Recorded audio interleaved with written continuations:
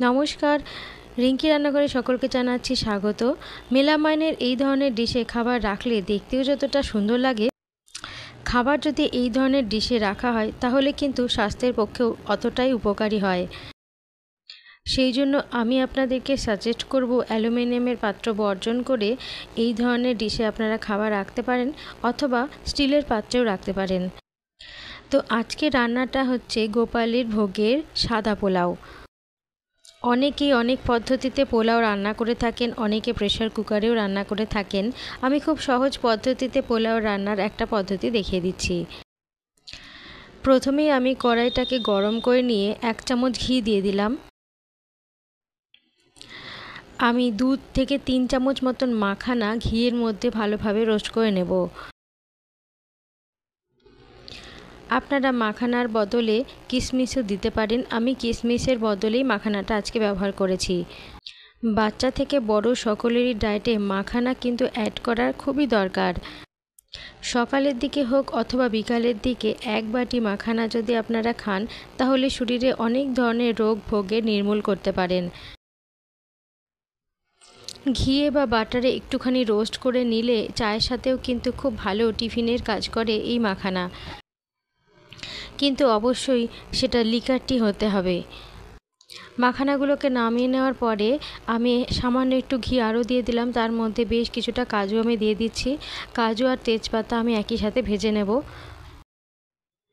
কাজু আর মাখানাটাকে ভেজে আমি তুলে রাখবো, একদম শেষে দেব, যাতে পোলাওর স্বাদটা অনেক পরিমাণে বেড়ে যায়। আমি যেহেতু সাদা পোলাও তৈরি করছি সেজন্য হলুদ ব্যবহার করব না। আপনারা যদি হলুদ পোলাও পছন্দ করেন তাহলে সামান্য একটু হলুদও দিতে পারেন এই পোলাওয়ের মধ্যে। এর আগে আমি পনির দিয়ে বাসন্তী পোলাওয়ের একটা রেসিপি আপনাদের সাথে শেয়ার করেছিলাম। একটা বাটির মধ্যে 1.5 কাপ চাল নিয়ে নিয়েছি। চালটাকে ভালো করে ধুয়ে নিয়েছি।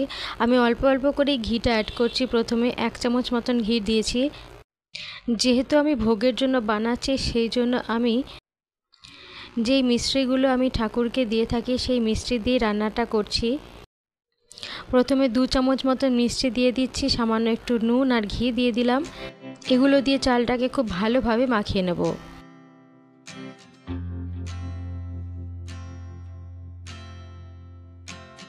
প্রয়োজনে কিন্তু আরও একটু মিষ্টি এবং আরও ঘি অ্যাড করতে হবে, তবেই খাবারটা সুস্বাদু হবে।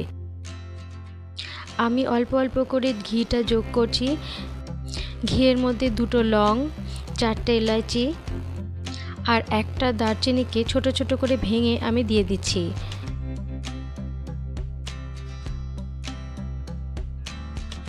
টেম্পারেচার আমি ম্যানুয়ালে রেখেছি আর একদম কম টেম্পারেচারেই রেখেছি। ফোড়নটা একটুখানি গন্ধ ছেড়ে দিলেই আমি সঙ্গে সঙ্গে চালটা দিয়ে দেবো। চালটা দিয়ে বেশ কিছুক্ষণ নাড়াচাড়া করে নেব।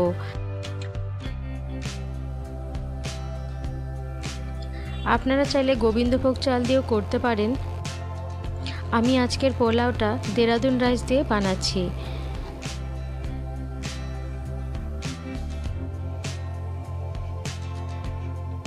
খুব ভালোভাবে নাড়াচাড়া করে নেওয়ার পরে পরিমাণ মতন জল দিয়ে ঢেকে দিতে হবে।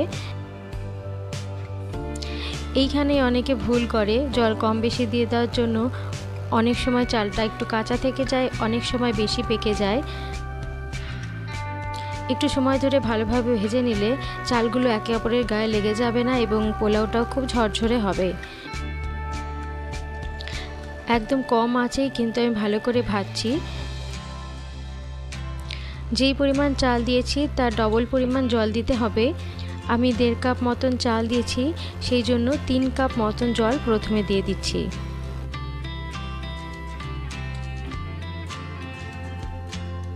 সমস্ত চালগুলোকে খুন্তির সাহায্যে এক জায়গায় করে দিলাম।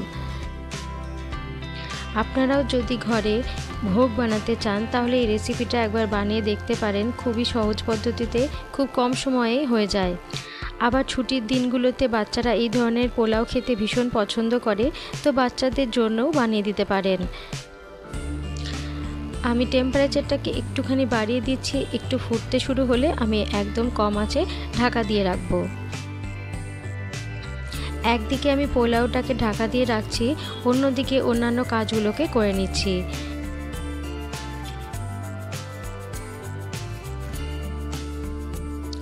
যেহেতু ভোগের জন্যই আমি এই পোলাওটা বানাচ্ছি, সেই জন্য আমি অন্যান্য কাজগুলোকে আগে এগিয়ে নিচ্ছি, যাতে ভোগটা তৈরি হয়ে গেলে সঙ্গে সঙ্গে এখানে এনে দিতে পারি।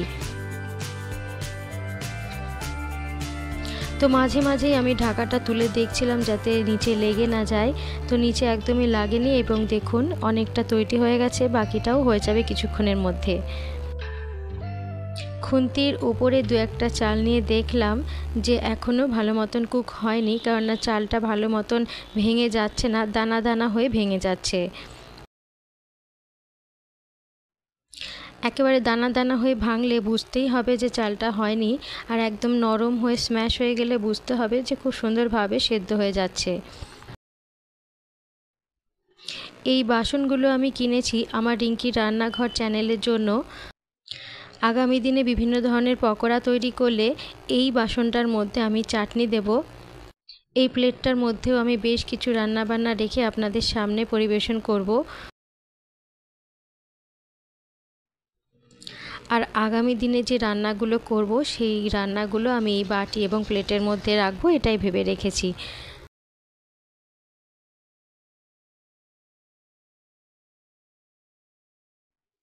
এই ধরনের সেরামিক বোলগুলো অনলাইনে পাওয়া যায়, কিন্তু অনলাইনের দাম একটু বেশি, সেই জন্য আমি মার্কেট থেকে নিয়ে এসেছি।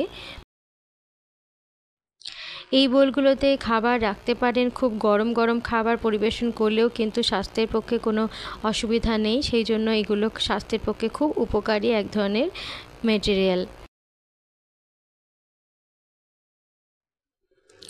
তো চলুন দেখা যাক পোলাওটা কতদূর হলো। তো ঢাকাটা তুলে দেখলাম যে আরও কিছুক্ষণ সময় লাগবে।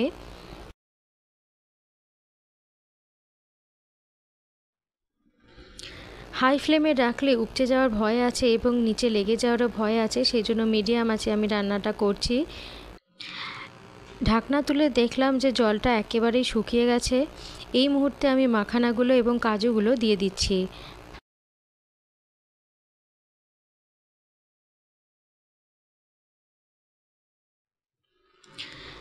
যেহেতু মাখানাটা নরম হয়ে যাওয়ার চান্স আছে, সেই জন্য কিন্তু গরম গরম পরিবেশন করলে সবথেকে ভালো, তাহলে কিন্তু মাখানার স্বাদটাও সকলেই পাবে।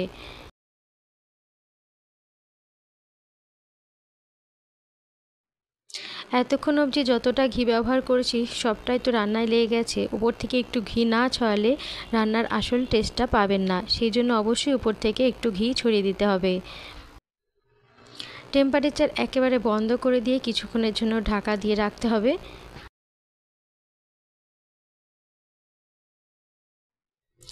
একদম সামান্য কিছু উপকরণ দিয়ে রান্নাটা করেছি, যেহেতু একটু মিষ্টি মিষ্টি হয় এবং ঘিয়ের স্বাদটা অনেকটাই পাওয়া যায়, খেতে অত্যাধিক সুস্বাদু হয়। ভোগ হিসাবে কিন্তু একদম পারফেক্ট একটা রেসিপি, আপনারা চাইলে একবার বানাতে পারেন। আশা করছি আজকের ভিডিওটা আপনাদের ভালো লাগলো। সকলের জন্য আবার প্রার্থনা করছি সবাই ভালো থাকবেন, সুস্থ থাকবেন এবং সকলকে জানাচ্ছি অনেক অনেক ধন্যবাদ। আশা করছি অনেক মজার মজার রেসিপি আপনাদের সাথে আগামী দিনে শেয়ার করতে থাকবো।